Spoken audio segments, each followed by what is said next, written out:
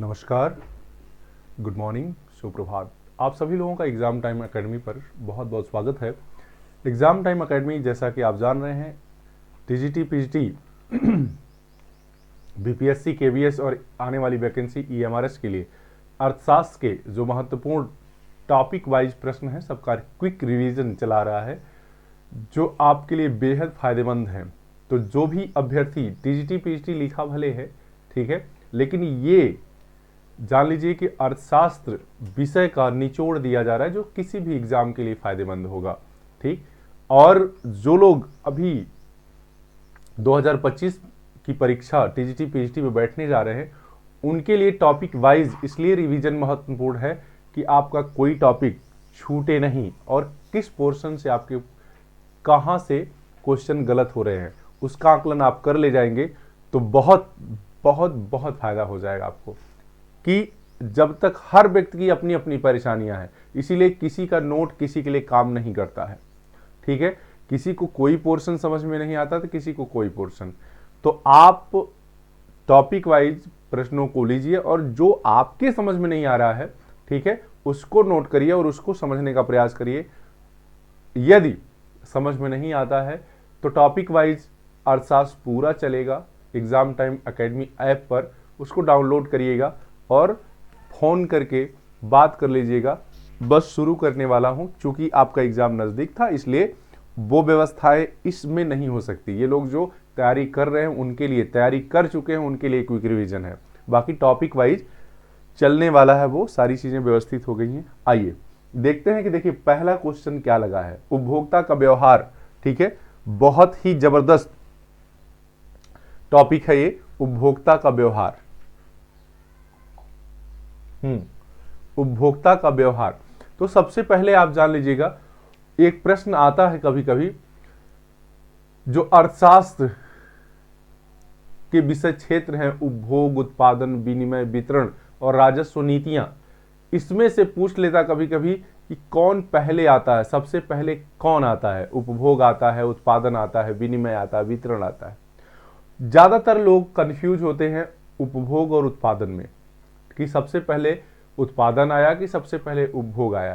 तो आप जान लीजिएगा कि आवश्यकता आविष्कार की जर्नी है, आवश्यकता आविष्कार की जर्नी है। सबसे पहले व्यक्ति को आवश्यकता पड़ी है, यानी उपभोग पहले आया है, उसके बाद उत्पादन आया है। सबसे पहले क्या आया है, उपभोग आया है, उसके बाद उत्पादन आया है। अब मैं थोड़ी सी चीज आपको यहां बता दूं, उपभोक्ता क्या होता है, जो अपनी आवश्यकताओं की संतुष्टि करने के लिए वस्तुओं का उपयोग करता है या प्रयोग करता है, उसे ही हम उपभोक्ता कहते हैं। ठीक है, उसे क्या कहते हैं, उपभोक्ता कहते हैं। और वह किसी वस्तु का उपयोग ही इसीलिए करता है क्योंकि उससे उसको उपयोगिता मिलती है। क्या मिलती है, उपयोगिता मिलती है। अब प्रश्न ये आ जाता है कि उपयोगिता क्या होती है। ठीक है, उपयोगिता क्या होती है, तो कहते हैं किसी वस्तु में निहित वह गुण, किसी वस्तु में निहित वह गुण जो किसी आवश्यकता को संतुष्ट कर दे, किसी आवश्यकता की पूर्ति कर दे, उसे ही हम उस वस्तु की उपयोगिता कहते हैं। जैसे आप एक कपड़ा पहने हैं, ठीक है, आप एक पेन लिए होंगे, एक कॉपी आपके पास होगी, ठीक है, उसमें क्या है, कॉपी पर लिखने का गुण है, कलम में लिखने का गुण है। ठीक है, कॉपी पर आप लिख सकते हैं, कलम से आप लिख सकते हैं। जिस दिन ये गुण उसमें खत्म समाप्त हो जाएगा, आप उसको फेंक देंगे। आपके पास जो कपड़ा है वह आपके तन को ढकने का गुण है और आपको गर्मी और ठंडी से बचाने का गुण है। जिस दिन वह गुण त्याग देगा, आप उसको छोड़ देंगे। समझ में आई बात? तो कहने का तात्पर्य है कि उपयोगिता आप समझ गए, उपभोग आप समझ गए, उपभोक्ता, जो उपभोग करता है वही उपभोक्ता कहलाता है। उत्पादन क्या है, किसी वस्तु में उपयोगिता का सृजन करना ही उत्पादन कहलाता है। किसी वस्तु में उपयोगिता का सृजन करना ही उत्पादन कहलाता है। ठीक है, अब मैं क्वेश्चन में जो कुछ भी आएगा मैं उसी समय वो बताता चलूंगा। ठीक है, आप क्वेश्चन को देखिए। आइए देखिए, पहला ही क्वेश्चन है कि सीमांत उपयोगिता जो एक उपभोक्ता प्राप्त करता है यह वस्तु से, यह है मतलब यह वस्तु की क्या है, सीमांत उपयोगिता मार्जिनल यूटिलिटी इसे अंग्रेजी में कहते हैं। सीमांत उपयोगिता को क्या कहते हैं? Marginal utility. और इसको MU से प्रदर्शित करते हैं। किससे? MU से प्रदर्शित करते हैं, मार्जिनल यूटिलिटी। अब बात आती है सीमांत उपयोगिता क्या होती है। सीमांत उपयोगिता किसी वस्तु समूह का जब आप उपभोग करते हैं तो उस वस्तु समूह के उपभोग के अंतिम वस्तु से जो भी उपयोगिता प्राप्त होती है उसे हम सीमांत उपयोगिता कहते हैं। जैसे अगर आपने एक ही वस्तु का उपयोग किया, जैसे आप 5 केला खाने वाले हैं, कितना आपकी क्षमता है 5 केले की, 5 केला खाने वाले हैं, आपने एक ही केला खाकर बंद कर दिया, एक ही केला खाकर बंद कर दिया, तो उसकी कुल जो सीमांत उपयोगिता है, कुल उपयोगिता है, सीमांत उपयोगिता मतलब MU, कुल उपयोगिता का मतलब TU, और औसत उपयोगिता का मतलब होता है AU, और एवरेज यूटिलिटी। तो अगर एक ही केला पे आपने बंद कर दिया, ठीक है, एक ही वस्तु उपयोग करके आपने बंद किया, तो उसका सभी तीनों के तीनों एक ही होंगे। लेकिन जैसे जैसे आप केलों की संख्या बढ़ाते जाते हैं, जैसे 2 केले का उपयोग कर लिया तो दूसरी वाली सीमांत उपयोगिता होगी, 3 केले का उपयोग कर लिया तो तीसरी वाली होगी, 4 केले का कर लिया तो चौथी वाली होगी, 5 केले का कर लिया तो 5वें केले से जो खाने से उपयोगिता आपको मिल रही है उसे हम क्या कहेंगे? MU कहेंगे। ठीक है, क्या कहेंगे? MU।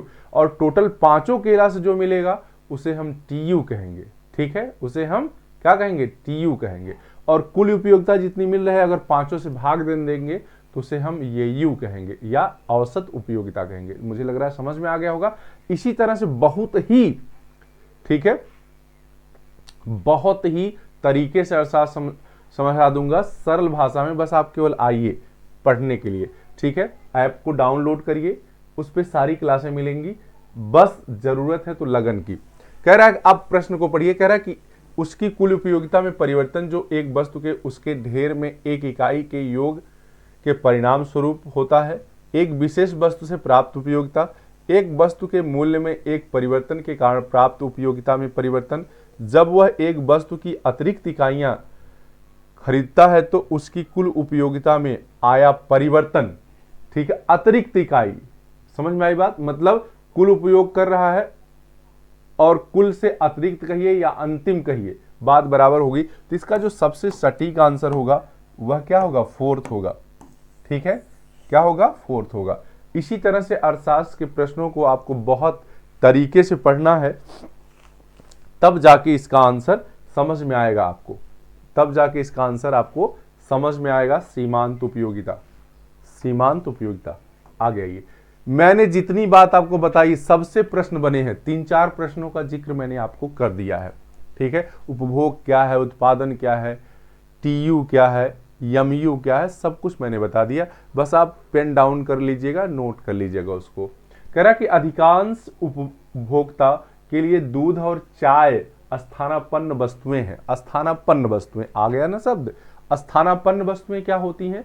वह वस्तुएं जो एक दूसरे के स्थान पर प्रयोग कर ली जाती हैं और लगभग सेम कार्य करती हैं, लगभग सेम काम करती हैं। ठीक, उसे हम स्थानापन्न वस्तु कहते हैं। जैसे गुड़ और चीनी हो गया, गुड़ और चीनी, गुड़ भी मीठा है, चीनी भी मीठी है। ठीक है, तो जहां मिठाई का काम निकालना हो, चीनी ना हो तो गुड़ का प्रयोग कर लिया, उसे स्थानापन्न वस्तु कहते हैं। उसी तरह से और क्या हो सकता है? रिफाइंड हो गया, घी हो गया, सरसों का तेल हो गया, ये तीनों छानने पकवान बनाने के काम आते हैं। तो एक नहीं है तो दूसरे से, दूसरा नहीं तो तीसरे से। ठीक है, ऐसी वस्तुओं को स्थानापन्न कहते हैं। चाय और कॉफी हो गई, चाय नहीं है तो कॉफी से आप काम चला लीजिए, कॉफी नहीं है तो चाय से। ये क्या होगी? स्थानापन्न, एक दूसरे के स्थान पर प्रयोग कर ली जाए और समान संतुष्टि लगभग दे दें, तो उसे हम क्या कहते हैं? स्थानापन्न वस्तु कहते हैं। अब देखिए, कह रहा है क्या? इसलिए दूध के मूल्य में वृद्धि से हमें आशा करनी चाहिए। अब देखिए, स्थानापन्न वस्तु में क्या होता है कि एक कीमत अगर बढ़ेगी तो दूसरे की मांग बढ़ जाएगी। ठीक, क्योंकि वो लोग उसको छोड़कर दूसरे को, अगर चीनी का मूल्य बढ़ा तो लोग गुड़ का प्रयोग करने लगेंगे, गुड़ का मूल्य बढ़ा तो चीनी का प्रयोग कर लेंगे, चाय महंगी हो गई तो कॉफी, कॉफी महंगी हो गई तो चाय। तो ऐसा क्या होगा कि एक की कीमत बढ़ती है तो दूसरे की मांग बढ़ जाती है, और एक दिशा में परिवर्तन होता है, इसलिए धनात्मक, इसे क्या कहेंगे, आशा करनी चाहिए ये धनात्मक परिवर्तन होगा। कैसा परिवर्तन होगा, धनात्मक होगा। तो देखिएगा इस स्थानापन्न वस्तुओं के संबंध में जो डिमांड कर्व होता है वो कैसा होता है, डी डी, ठीक है, कीमत x वस्तु की कीमत और y वस्तु की मांग, ये यहां y लिखिए तो ज्यादा समझिए, क्योंकि वो ये y अक्ष होता है, ये x अक्ष होता है। x वस्तु की मांग, यह स्थानापन्न वस्तु है, डिमांड, ये मांग वक्र है, कैसा होगा, धनात्मक। ठीक, ये भी प्रश्न बन सकता आगे चलकर।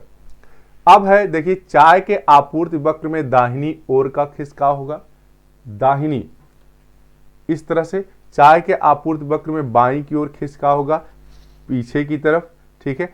चाय के मूल्य में गिरावट, चाय के मांग वक्र में एक ऊपर की तरफ खिसकाव होगा, मांग वक्र में ऊपर की तरफ खिसकाव होगा, मतलब चाय की मांग क्या हो जाएगी, बढ़ जाएगी। ये क्लियर हुआ, चाय की मांग क्या होगी, बढ़ जाएगी, ऊपर की तरफ खिसकाव मतलब बढ़ना, ठीक है।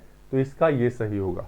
नीचे की तरफ खिसकाव होता मतलब घटना। ये कब होगा, जब दूध का मूल्य, यहां वृद्धि हो गई, दूध का मूल्य अगर घटता तो चाय के स्थान पर दूध लोग पीने लगते ज्यादा से ज्यादा। समझ में आई बात?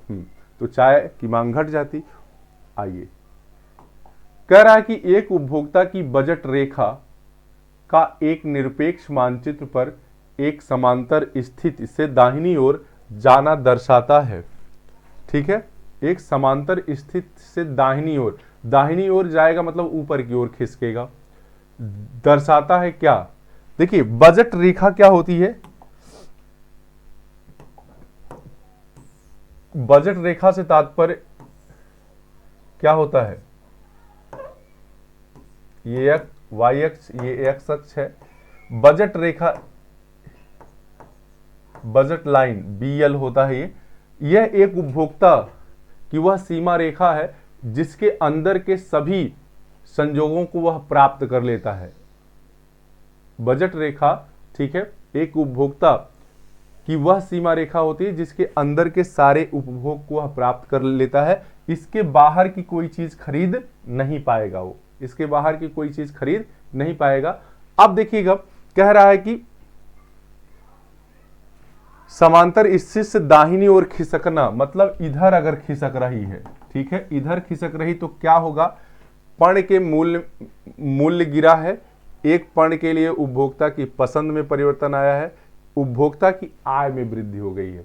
सबसे सही सटीक आंसर यही है कि जब उपभोक्ता की आय बढ़ जाती है तो वह क्या, उसकी बजट लाइन दाहिनी ओर खिसक जाती है, मतलब उसके क्रय करने की क्षमता जो है और बढ़ जाती है, खरीदने की क्षमता और बढ़ जाती है। आप देखिए, आप जिस दिन अध्यापक बन जाएंगे, आज आप इलाहाबाद या विभिन्न शहरों में, लखनऊ से लेकर कानपुर, टीजीटी पीजीटी या गांव देहात में बैठकर तैयारी कर रहे हैं। आज 3 से 5 हजार में आप अपना सारा सिस्टम बनाए हुए हैं, पूरा गृहस्थी एक रूम की संभाले हुए हैं, 3 से 5 हजार जैसे जिसकी आय है। और मैं ये मानता हूं जो टीचर्स की तैयारी करते हैं वो बहुत बड़े घर से नहीं होते, नहीं तो डॉक्टर और इंजीनियर की तैयारी करते, ठीक है। लेकिन जिस दिन आप नौकरी पा जाएंगे, आपके हाथ में कितना 60 से 70 हजार रुपए आने लगेगा, आपकी बजट लाइन उसी दिन क्या हो जाएगी, खिसक कर ऊपर चली जाएगी, यानी दाहिनी तरफ चली जाएगी, ठीक है। जहां आप 15 रुपए 20 रुपए की सब्जी खरीदते थे, वहां आप 150-200 की सब्जी रोज खरीदने लगेंगे। समझ में आई बात? सोच बदल जाएगी। तभी कहते हैं यार मेहनत करिए आप, मेहनत, ये 4 दिन की मेहनत, ठीक है, 10 दिन की मेहनत आपको बहुत ऊपर लेके चली जाएगी। बस जरूरत है तो केवल हिम्मत नहीं हारने की। ठीक, आगे देखिए, कह रहा है कि गिफिन वस्तुएं के लिए आय प्रभाव। गिफिन नाम के एक अर्थशास्त्री थे जो मार्शल के नियम की ऐसी तैसी कर दिए, ठीक है, मार्शल के नियम की ऐसी तैसी। मार्शल ने क्या कहा था, वो बाजार में गए थे और देखा था कि भाई जो वस्तु की कीमत बढ़ रही है उसकी बिक्री कम हो जा रही है, मतलब उसकी मांग कम हो जा रही है, जिसकी कीमत घटी हुई है उसकी मांग ज्यादा लोग कर रहे हैं। तो ये बात सही थी सामान्य तौर पर, ठीक। और उसी को उन्होंने लिख दिया, जिसे मांग का नियम कहते हैं। मांग का नियम क्या बताता? कीमत और उसकी मांग में, किसी वस्तु की कीमत और उसकी मांग में ऋणात्मक संबंध होता है, क्योंकि विपरीत, एक की कीमत बढ़ेगी तो दूसरे की मांग घटेगी, इसी को ऋणात्मक संबंध कहते हैं। विपरीत दिशा में परिवर्तन ऋणात्मक संबंध, अर्थशास्त्र की भाषा है, समझ लीजिएगा, ठीक है। लेकिन ये गिफिन कहे कि नहीं नहीं नहीं नहीं, सारे वस्तुओं के संबंध में ऐसा नहीं है। कुछ ऐसी वस्तुएं हैं जिनके संबंध में मांग का नियम काम नहीं करता, ठीक है। अर्थात उनकी कीमत बढ़ती है तो उनकी मांग बढ़ जाती है, जब उनकी कीमत घटती है तो उनकी कीमत मांग घट जाती है। उन्हें गिफिन वस्तुएं कहा गया। क्या कहा गया? गिफिन वस्तुएं। तो ये कैसी वस्तुएं हैं? देखिए इसमें दो कह रहा, गिफिन वस्तुओं के संबंध में आय प्रभाव। आय प्रभाव, अगर आपकी आय बढ़ती है तो क्या आप घटियों वस्तुओं का प्रयोग करेंगे? नहीं। आय बढ़ती है तो आय जब बढ़ेगी तो गिफिन वस्तुओं की मांग घट जाएगी। क्या होगी? घट जाएगी। कीमत अगर बढ़े तो बढ़ेगी, लेकिन अगर व्यक्ति की आय बढ़ेगी तो उसमें सिस्टम बदल जाएगा, ठीक है। यानी देखिएगा, आय अगर बढ़ेगी तो गिफिन वस्तुओं का जो ये होगा, ये ऋणात्मक हो जाएगा। डिमांड वक्र क्या हो जाएगा? ऋणात्मक। क्योंकि व्यक्ति की आय और गिफिन वस्तुओं की मांग में ऋणात्मक संबंध होता है, समझ लीजिएगा। जबकि वस्तु की कीमत और वस्तु की मांग में धनात्मक संबंध होगा। लेकिन अगर गिफिन वस्तु है और व्यक्ति की आय से संबंध है तो ऋणात्मक संबंध होगा। तो यहां लिख लेंगे क्या? गिफिन वस्तु के संबंध में आय प्रभाव ऋणात्मक होता है। क्या? ऋणात्मक होता है। मैंने इसको आपको समझा दिया, आप समझ लीजिएगा। जबकि वस्तु की कीमत और गिफिन वस्तुओं के मांग संबंध में, मांग का संबंध कैसा होता है? धनात्मक होता है। क्लियर हो गया? हाँ, आइए। कह रहा गिफिन वस्तुएं क्या होती हैं? अब बताइए, गिफिन वस्तुएं क्या होती हैं? निम्न श्रेणी की वस्तुएं। अगर देखिए ये और ये ऑप्शन दोनों हो तो विशेष देखकर मारिएगा, ठीक है। विशेष तरह की निम्न वस्तुएं हैं, तो जो विशेष तरह की निम्न वस्तु हो जाएगी उसे हम क्या कहेंगे? गिफिन वस्तुएं कहेंगे। जैसे आप समझिए, जैसे घी और वनस्पति तेल, जिसे हम डालडा कहते हैं, तो आप किसको उच्च मानेंगे? घी को अच्छा मानेंगे। जब आपकी आय बढ़ेगी तो आप क्या करेंगे? डालडा का यूज करेंगे कि घी का यूज करेंगे? घी का यूज करने लगेंगे। समझ में आई बात? तो ये है, डालडा के संबंध में घी अच्छी वस्तु है और घी के संबंध में डालडा जो है या वनस्पति घी जो है वो निम्न कोटि की वस्तु है। कैसी है? निम्न कोटि की वस्तु है, ठीक है।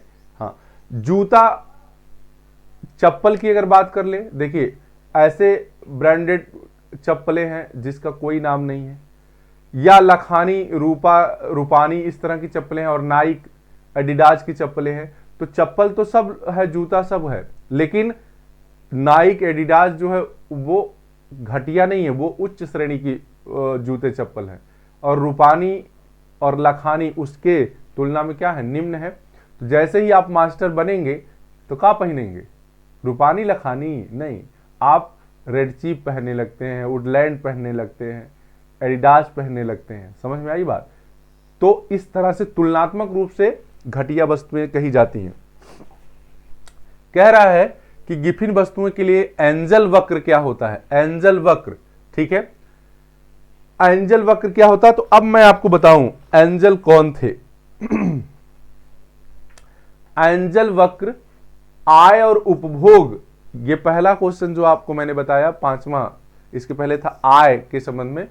आय और उपभोग में संबंध बताते हैं कि जैसे जैसे व्यक्ति की आय बढ़ती जाती है वैसे वैसे उपभोग में क्या परिवर्तन आता है। इसी को प्रदर्शित किया था कौन? एंजल ने। यह एक जर्मन के अर्थशास्त्री थे। कहां के? जर्मनी। एंजल कहां के थे?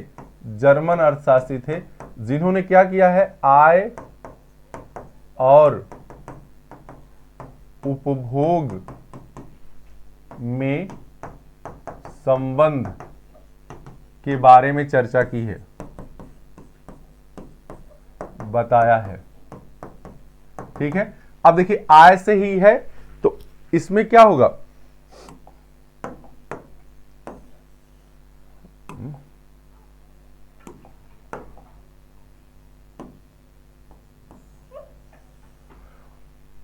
आय से ही है संबंध तो कैसा होगा, धनात्मक संबंध होगा। आय आय नो, देखिएगा आय अगर बढ़ेगी, गिफिन वस्तु दिया है ना, आय बढ़ेगी तो वस्तु की मांग घट जाएगी, कौन, ग्रिफिन वाली वस्तुओं का मांग घट जाएगी, तो इसलिए क्या होगा, ऋणात्मक संबंध होगा। छठे में क्या होगा, आपका ऋणात्मक ढाल होगा, थोड़ा सा अगर सावधानी हटी तो दुर्घटना घट जाएगी, दुर्घटना घट जाएगी। ये प्रश्न यही वाला है, जान लीजिए एंजल वाला पूछा है, तो ये चौथा प्रश्न यही वाला प्रश्न था आपका, ठीक है। आय का संबंध पूछा जाए या एंजल वक्र पूछा जाए, समझ में आई बात। आगे कह रहे हैं मोड़ पर सीमांत उपयोगिता होती है, मोड़, आप सीमांत उपयोगिता ह्रास नियम पढ़े होंगे, सीमांत उपयोगिता ह्रास नियम, ठीक है। तो आपको एक वक्र ऐसे तालिका के आधार पर बना होगा। अब यहां तालिका बनाने का तो टाइम नहीं है, लेकिन मैं आपको फिगर बना के दिखा दे रहा हूं। ये है y अक्ष, ये है x अक्ष, ठीक है। यदि बात की जाए, देखिए आप बनाए होंगे तो पहले ये ध्यान दिए होंगे, तालिका से बनाएंगे तो एकदम सही बनेगा, फिलहाल तब भी सही बने, कोई दिक्कत नहीं है।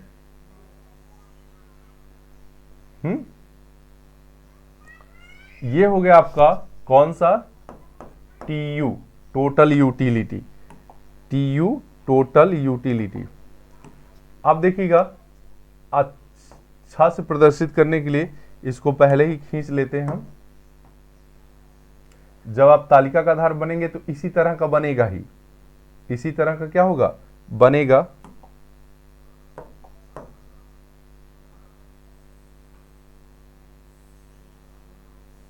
ये होगा MU, क्या हो गया, MU। ये हो गई कुल उपयोगिता, कुल उपयोगिता। ये हो गई सीमांत उपयोगिता, सीमांत उपयोगिता। ये तीन चीजों को बता रही है। देखिए एक ये हो गया एक क्षेत्र, ये हो गया दूसरा, और ये हो गया तीसरा। और इससे जबरदस्त टाइप का क्वेश्चन बनता है। यही वक्र उत्पादन में भी मिलेगा आपको, ठीक है, उत्पादन में भी मिलेगा, नाम उसका अलग रहेगा, ठीक, बस काम एक ही रहता है। देखिए यहां से यहां तक बात करेंगे, ये अंदर की तरफ झुका हुआ है, तो ये जो पहला होता है, देखिएगा इस स्तर पर TU और MU दोनों बढ़ती हैं, दोनों बढ़ती है। इसे ही हम कहते हैं मोड़, क्या कहते हैं, मोड़ कहते हैं, मोड़ बिंदु, क्या कहते हैं, मोड़ बिंदु, ठीक है। और ये देखिएगा यहां मैं यहां कर दे रहा हूं, ये जो यहां से लेकर यहां भाग है, यहां से लेकर यहां तक, ठीक है, इसे क्या कहते हैं, देखिए बहुत ध्यान से समझिएगा। इस भाग पर यहां से MU आपकी घटने लगती है, MU क्या लगती है, घटने लगती है, ठीक है, तथा TU बढ़ती रहती है,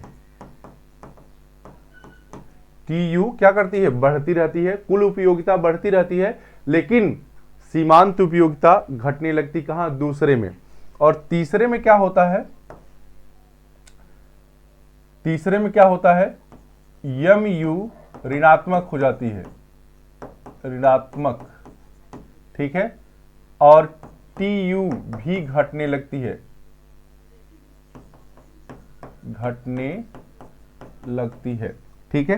तो एक प्रश्न यहां से पूछा जाएगा, एक प्रश्न का 2-3 प्रश्न पूछा जाएगा। पूछे मोड़ पर सीमांत उपयोगिता, पहला प्रश्न, मोड़ पर सीमांत उपयोगिता अधिकतम होती, सीमांत ने पूछा है, TU अधिकतम होती है, पहला क्वेश्चन।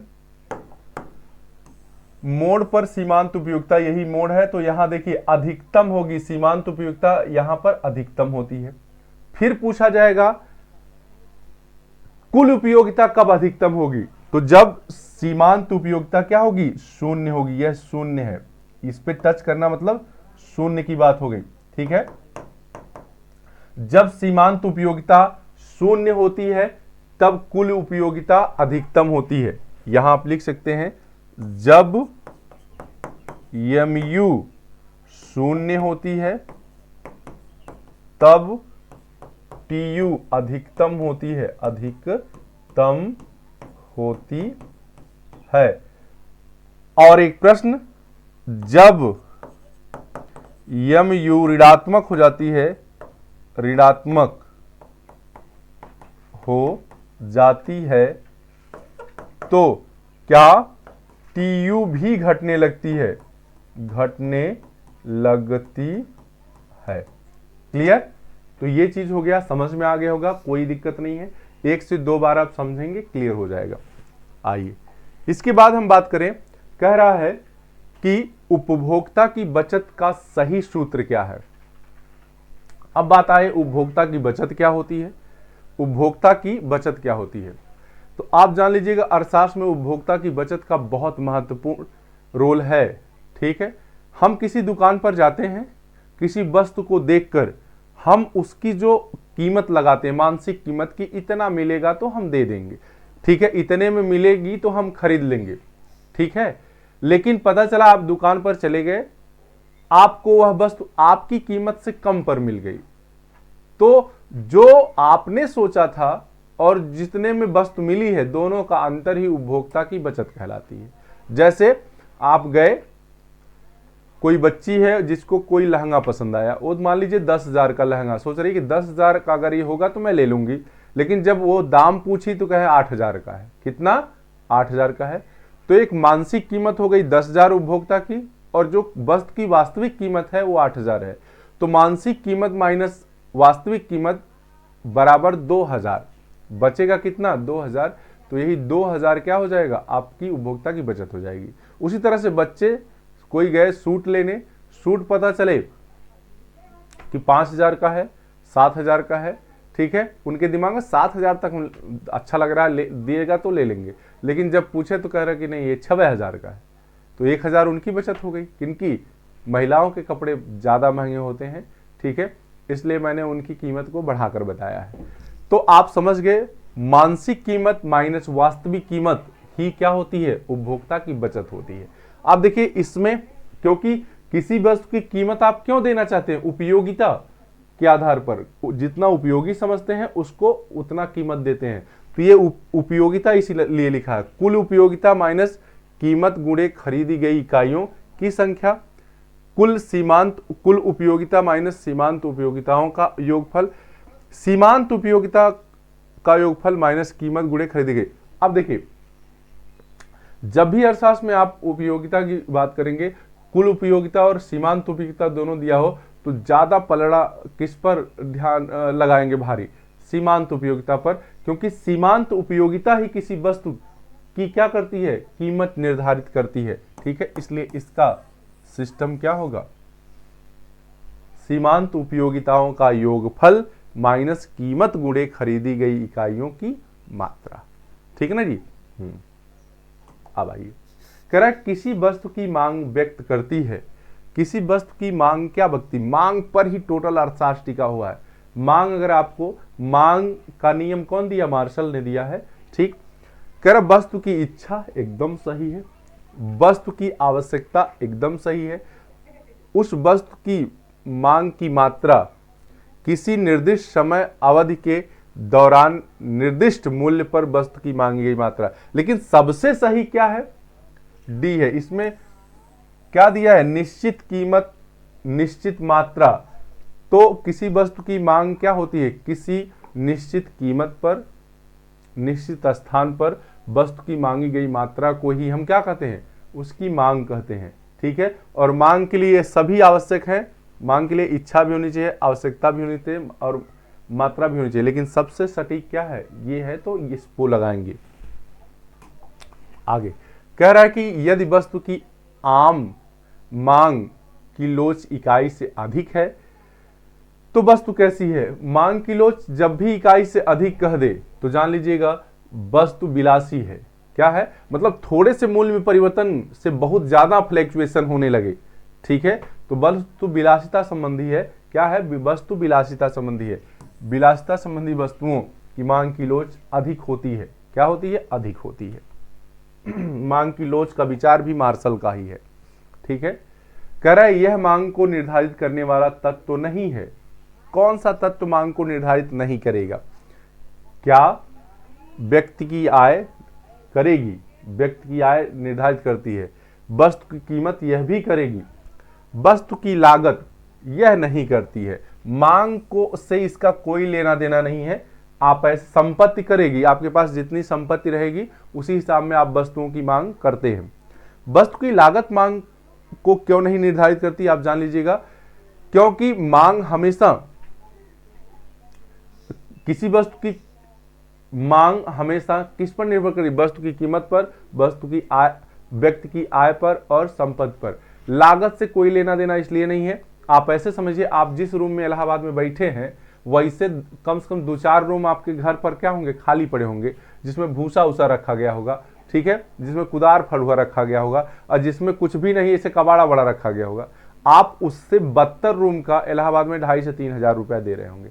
तो क्या दोनों में अंतर? लागत तो वहां भी लगी है और लागत यहां भी लगी है। वहां आप 2,500-3,000 रुपया दे रहे हैं और यहाँ वैसे पड़ा हुआ है बन के खाली, ठीक, कुकुर बिलार में घूमा था 2-4 ठे, ठीक। तो इसका क्या मतलब है? इसका मतलब यही है कि लागत मांग को निर्धारित नहीं करती है कि उस व्यक्ति की आय, उस वस्तु की कीमत, ये जगह मायने रखती है। समझ में आई बात? आगे कह रहा है कि मांग का नियम बताता है। देखिए आ गया मांग का नियम। मांग का नियम क्या बताता है? जब मांग बढ़ती है तो कीमत बढ़ती है नहीं, जब आय बढ़ती है तो मांग बढ़ती नहीं, जब कीमत घटती है तो मांग बढ़ती है, ये बताएगा, ठीक है। यही मैं 2-3 चीजें और आपको क्लियर कर दूं कि मांग का नियम वस्तु की कीमत तथा उसकी मांग में विपरीत संबंध या ऋणात्मक संबंध को बताता है। ऋणात्मक संबंध को बताता है। ऋणात्मक संबंध का मतलब जब डी वक्र ये बने तो आप समझ लीजिएगा यही ऋणात्मक संबंध है। क्या है? ऋणात्मक संबंध है कि अधिक कीमत पर कम मात्रा मांगी जाएगी और जब और कीमत घट जाएगी यहां से यहां, तो देखिए मात्रा यहां से यहां बढ़ गई, Q2 हो गई, ठीक है। अधिक कीमत पर कम मांग और कम कीमत पर अधिक मांग। कह रहा है कि निम्नलिखित में से कौन सी विशेषता अनधिमान वक्र की विशेषता नहीं है? कौन सी विशेषता अनधिमान वक्र की विशेषता नहीं?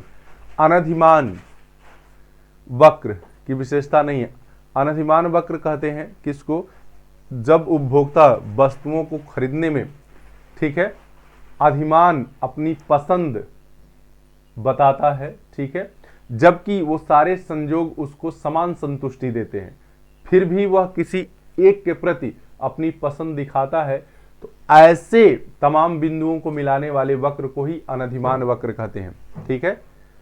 कह रहा कि अनधिमान वक्र आवश्यक रूप से एक दूसरे के समांतर होते हैं, यही सही नहीं है। एक दूसरे के समांतर नहीं, समान अंतर पर हो ऐसा नहीं है, ठीक है, ये ऊपर नीचे भी हो सकते हैं, ठीक है। बाकी अनधिमान वक्र एक दूसरे को काटते नहीं काटेंगे। कह रहा है कि अनधिमान वक्र मूल बिंदु की ओर उन्नतोदर होते हैं, एकदम सही है। अनधिमान वक्र मूल बिंदु से अधिक अधिमानता क्रम को व्यक्त करते हैं, बाकी सब सही है। सही कौन नहीं है? पहला, ठीक है। आगे कह रहा है कि उस बिंदु पर उपभोक्ता साम्य में होता है जब बजट रेखा, उस बिंदु पर उपभोक्ता साम्य में होता है जब बजट रेखा उदासीनता वक्र को क्या करे? बजट रेखा उदासीनता वक्र को स्पर्श करे, क्या करे, स्पर्श करे, तो ये क्या होती है, साम्य का बिंदु होता है, साम्य या संतुलन का बिंदु। ठीक है। तो देखिए इसमें स्पर्श, उदासीनता वक्र की स्पर्श रेखा होती है, यही क्या होता है, साम्य का बिंदु होता है।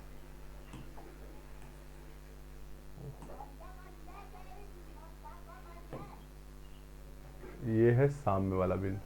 क्लियर। आगे कह रहा है कुल उपयोगिता अधिकतम होती है जब, अभी मैंने बताया, अब इस पे चर्चा नहीं करूंगा। ठीक है। कुल उपयोगिता कब अधिकतम होगी, जब सीमांत उपयोगिता क्या हो जाएगी, शून्य हो जाएगी। सीमांत उपयोगिता शून्य हो जाएगी, ये सही है आपका।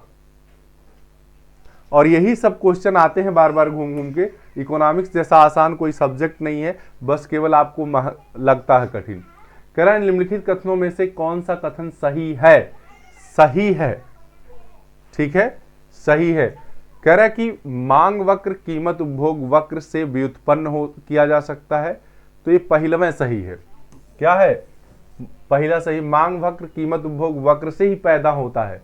ठीक है। मांग वक्र कैसे बनता है, कीमत उपभोग वक्र से, कीमत उपभोग वक्र से ही मांग वक्र निकलता है। क्लियर। आगे है कि कोई मांग फलन x बराबर kp दिया गया है, जहां k एक स्थिरांक है, इसकी मांग की लोच होगी। ठीक है। तो इसको जब हल करेंगे आप, अब यहां हल करने का टाइम नहीं है, जो लोग हल किए होंगे जान लीजिएगा, जब इस तरह की बात करें तो इसकी मांग की लोच क्या होगी, सदैव एक होगी।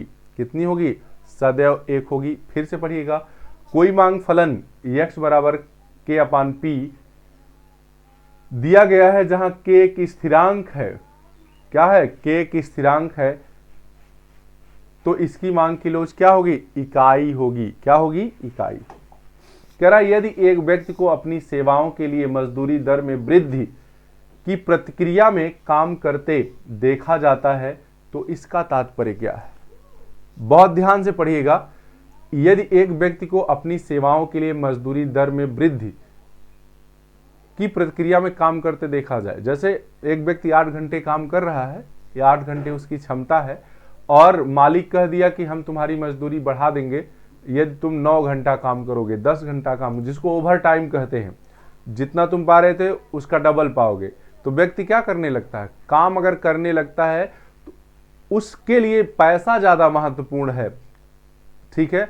आराम उसके लिए घटिया वस्तु है। क्या है, घटिया वस्तु है। तो ऐसे व्यक्ति के लिए क्या हो जाएगा, व्यक्ति के लिए विश्राम एक घटिया वस्तु है, क्योंकि पैसे को ज्यादा महत्व रखता है।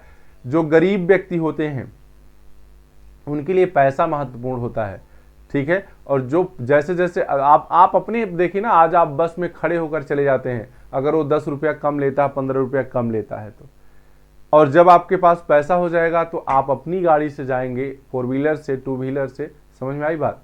तो ये विश्राम आपके लिए महत्वपूर्ण हो जाएगा। जब पैसा ज्यादा हो जाएगा तो आराम आपके लिए महत्वपूर्ण हो जाएगा। कितना काम करिए, हम ना कर अब आज।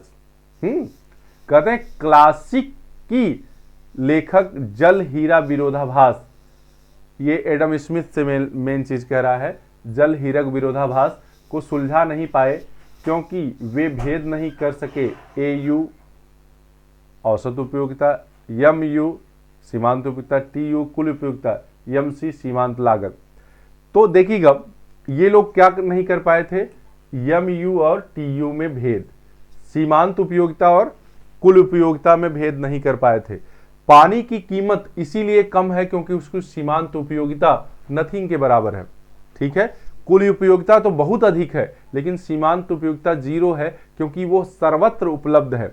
इसीलिए क्या है, पानी कुल उपयोगिता अधिक होने के कारण भी उसका मूल्य नथिंग के बराबर है, जबकि हीरा की कुल उपयोगिता कुछ नहीं, सीमांत उपयोगिता बहुत ज्यादा है, और सीमांत उपयोगिता ही किसी की कीमत निर्धारित करती है।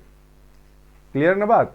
इसीलिए हीरा की कीमत बहुत ज्यादा है, जबकि हीरा एक पत्थर ही तो है, लेकिन कम मिलता है इसलिए ज्यादा कीमत रखता है।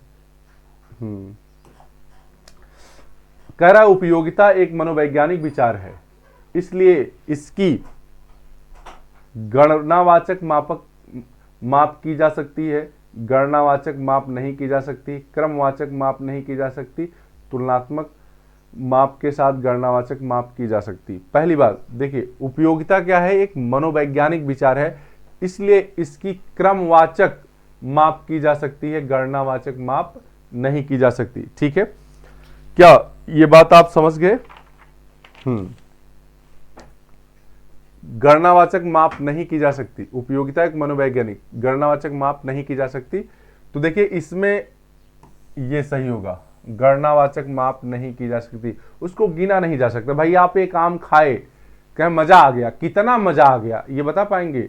1 किलो, 2 किलो, 1 इकाई के बराबर, 2 इकाई के बराबर, 1 मीटर, 2 मीटर, 1 इंच, 2 इंच, कितना, इसका कोई माप नहीं किया जा सकता। बस तुलना की जा सकती कि हाँ, क्रम दिया जा सकता कि यह हिस्से अच्छा था, यह हिस्से अच्छा था। ठीक है, तो ये ध्यान रखिएगा।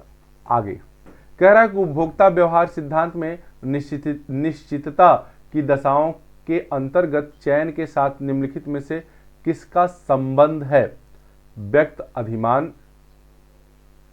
उपागम, मार्सियन गणनांकी कार्य उपागम, या हिग्स तथा एलन का अधिमान वक्र। जल्दी से पढ़िएगा एक बार और इस क्वेश्चन का आंसर। ठीक है, हाँ, क्या कि उपभोक्ता व्यवहार सिद्धांत में निश्चितता की दशाओं के अंतर्गत चयन के साथ निम्नलिखित में से किसका संबंध है? चयन के साथ निम्नलिखित में से किसका संबंध है? जल्दी से बताइएगा, बहुत ही अच्छा प्रश्न है, बड़ा ध्यान देने की बात है। तो देखिएगा, व्यक्त अधिमान सिद्धांत ये भी सही है, मार्सेल का गणनांकी कार्डिनलिस्ट उपागम यह भी सही है, ये वाला नहीं उसके साथ रिलेट करता है, इसलिए इसका आंसर होगा 1 और 2। क्या होगा? 1 और 2। विस्तार से पढ़ेंगे तो ज्यादा समझ में इसका आएगा, लेकिन जो लोग पढ़े होंगे वो जान गए होंगे। कह रहा कि निम्नलिखित कारकों वक्तव्यों पर विचार कीजिए। क्या आय प्रभाव और प्रतिस्थापन प्रभाव मिलकर उपभोक्ता की वस्तु का अधिकतम मात्रा को खरीदने की योग्यता और इच्छा में वृद्धि करते हैं, जिनकी कीमत में गिरावट आ गई है? ठीक है, दूसरा है वस्तु के उत्पादन में वृद्धि, तीसरा है ह्रासमान सीमांत उपयोगिता का नियम, इनमें से जिसके कारण मांग वक्र नीचे की ओर प्रवृत्त होता है उनमें सम्मिलित है।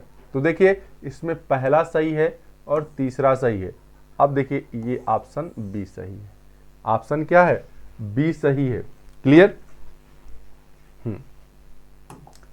कह रहे वह किसी वस्तु की सीमांत उपयोगिता का संबंध है आवश्यकता की मात्रा से, आवश्यकता की तीव्रता से, कुल संतुष्टि से, संतुष्टि की सीमा से। जल्दी से इस प्रश्न का जवाब दीजिए, क्योंकि मैंने आपको यह भी बताया है साथ साथ कि आप क्या करिए, अपना आंसर चेक भी करते रहिए कि कौन सा मेरा गलत हुआ है और कौन सा मेरा सही हो रहा है। ठीक है, उसके अनुसार उस टॉपिक को फिर से रिवाइज करिए। तो देखिए, आवश्यकता की मात्रा से नहीं, आवश्यकता की तीव्रता से नहीं, कुल संतुष्टि क्या है? कुल संतुष्टि से। सीमांत उपयोगिता किससे निकाली जाएगी? कुल संतुष्टि से ही निकाली जाएगी। सीमांत उपयोगिता, क्योंकि इसका जो सूत्र है आपको बताया गया होगा। क्या? सीमांत उपयोगिता का सूत्र है MU बराबर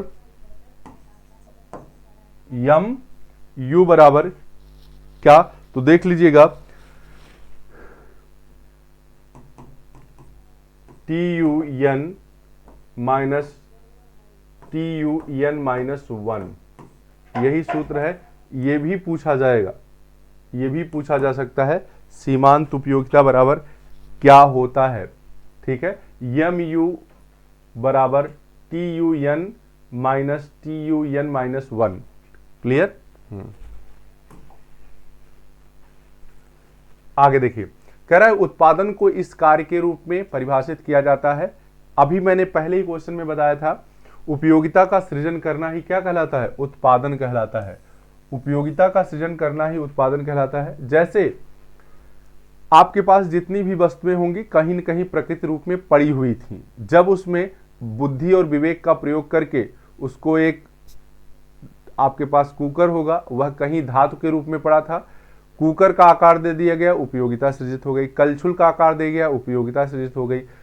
तख्ते का आकार दे दिया लकड़ी पेड़ को, तो वो उपयोगिता सृजित हो गई। कुर्सी, तो आप देखिए कोई भी वस्तु का उत्पादन का मतलब होता है उसमें उपयोगिता का सृजन कर देना, उपयोगिता का निर्माण कर देना। ठीक है ना जी। आगे है कि मांग वक्र कीमत का एक दिशीय फलन होता है। ह्रासमान, वृद्धिमान, ह्रास और वृद्धिमान दोनों, वृद्धिमान और ह्रास। तो जल्दी से जवाब दीजिएगा कि क्या पूछ रहा है। ठीक है। मांग वक्र कीमत और एक दिशीय फलन होता है। कैसा? ह्रासमान, वृद्धिमान या वृद्धिमान और ह्रासमान दोनों। देखिए, तो मांग वक्र कीमत का एक दिशीय फलन कैसा होता है? ह्रासमान होता है। कैसा होता है? ह्रासमान।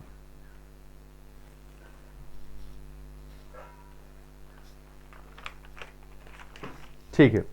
अब देखिए अगला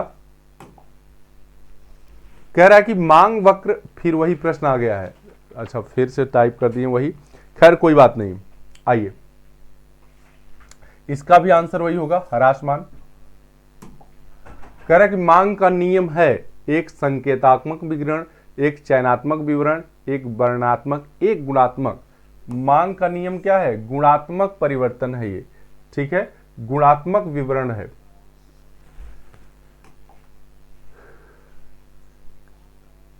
कह रहा है कि एक सामान्य मांग वक्र की ढाल कैसी होती है? सामान्य मांग वक्र कैसा ढाल वाला होता है? ऋणात्मक। कैसा ढाल वाला होता है? ऋणात्मक।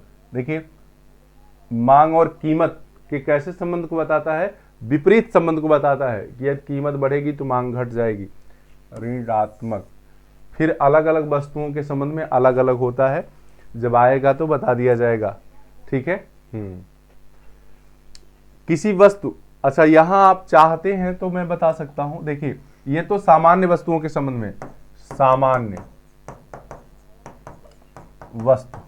लेकिन अगर पूरक वस्तु है, पूरक वस्तु के संबंध में एक शॉर्ट वीडियो भी गया था, आप देखे होंगे। पूरक वस्तुओं के संबंध में क्या होगा कि पूरक वस्तुएं कौन सी होती हैं? जो ऐसी वस्तुएं जो एक दूसरे के साथ प्रयोग कर ली जाए, एक के बिना दूसरे का काम ना चले। जैसे पेन और स्याही है, कार और पेट्रोल है, गेंद और बल्ला है। ये एक दूसरे के साथ प्रयोग की जाएंगी, अकेले काम नहीं होगा। तो एक की कीमत अगर बढ़ेगी तो दूसरे की मांग भी घट जाएगी। ठीक है, तो इसमें भी पूरक वस्तुओं के संबंध में भी ऋणात्मक होगा। ठीक है, लेकिन स्थानापन्न वस्तुओं के संबंध में, स्थानापन्न वस्तुओं के संबंध में क्या होगा? धनात्मक होगा, क्योंकि एक की कीमत बढ़ेगी तो दूसरे की मांग बढ़ जाएगी। ठीक है, स्थानापन्न वस्तुओं के संबंध में ऋणात्मक होगा।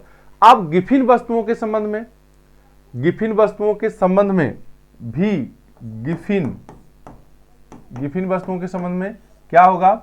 एक की कीमत बढ़ेगी तो उसकी मांग क्या हो जाएगी? कीमत बढ़ेगी तो मांग बढ़ जाएगी। जान लीजिएगा, कीमत बढ़ेगी, ये भी क्या होगा? धनात्मक। कीमत घटेगी तो मांग घट जाएगी, धनात्मक। तो ये होता है। आगे देखिए, कह रहा है कि किसी वस्तु का बाजार मांग वक्र होता है।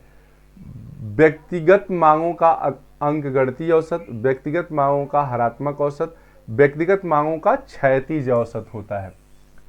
ठीक है, व्यक्तिगत मांगों का क्षैतिज, बाजार मतलब बहुत सारे लोगों की मांग को जोड़ लिया जाएगा तो उससे प्रदर्शित किया जाएगा।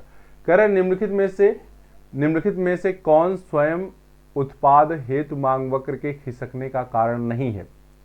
मांग वक्र के खिसकने का कारण नहीं है। देखिए, उपभोक्ता की प्राथमिकता में परिवर्तन, उपभोक्ता की आय में परिवर्तन, उत्पादन की कीमत में परिवर्तन, संबंधित उत्पादन की कीमतों में परिवर्तन। देखिए, तो इसमें से उपभोक्ता की प्राथमिकता, अगर वह किसी वस्तु को छोड़कर किसी अन्य वस्तु को पसंद करने लगे तो जाहिर सी बात है मांग वक्र खिसकेगा। उपभोक्ता की आय में भी परिवर्तन होगा तब भी मांग वक्र खिसकेगा, लेकिन कीमत में परिवर्तन होने से नहीं होगा ऐसा।